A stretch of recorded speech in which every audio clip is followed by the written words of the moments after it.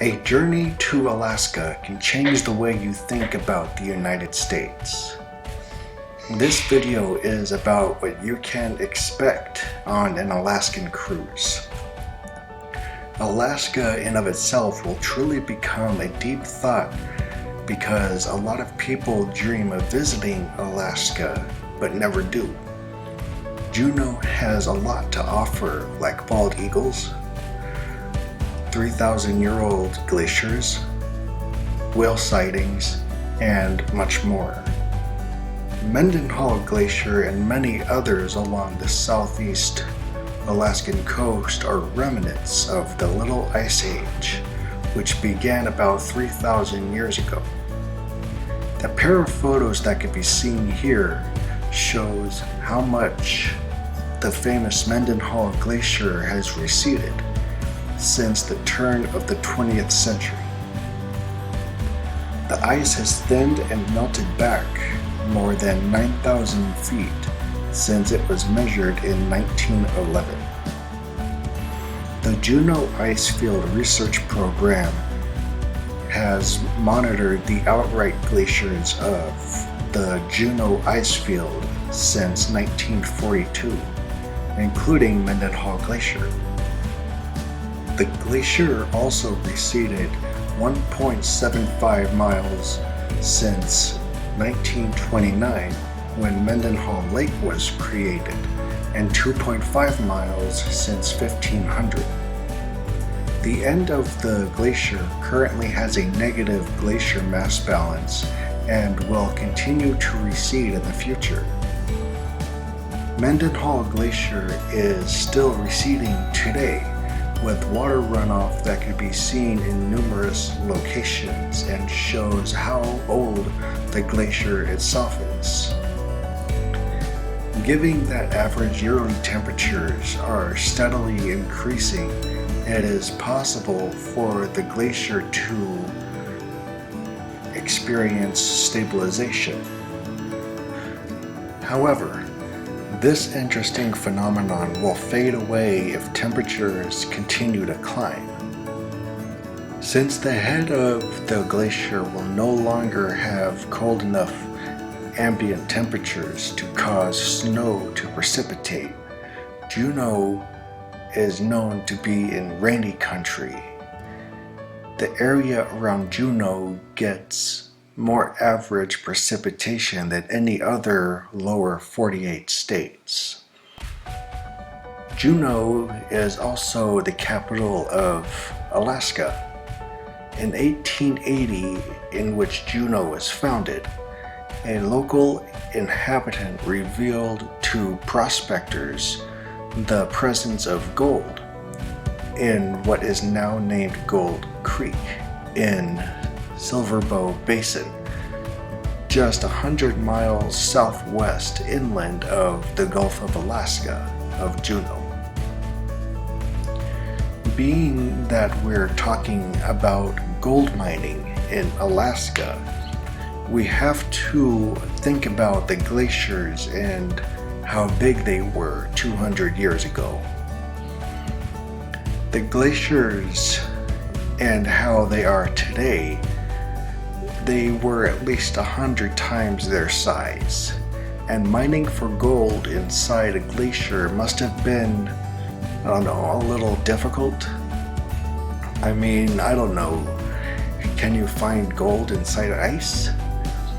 They were probably mining behind the glacier and on the sides, inside the mountain. So could that mean that there's still gold there today? We may never know.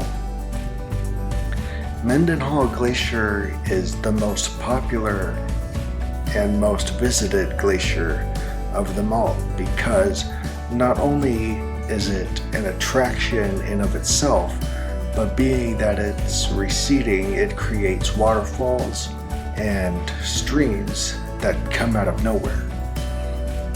You see the glacier in front of you, and you have waterfalls on the side.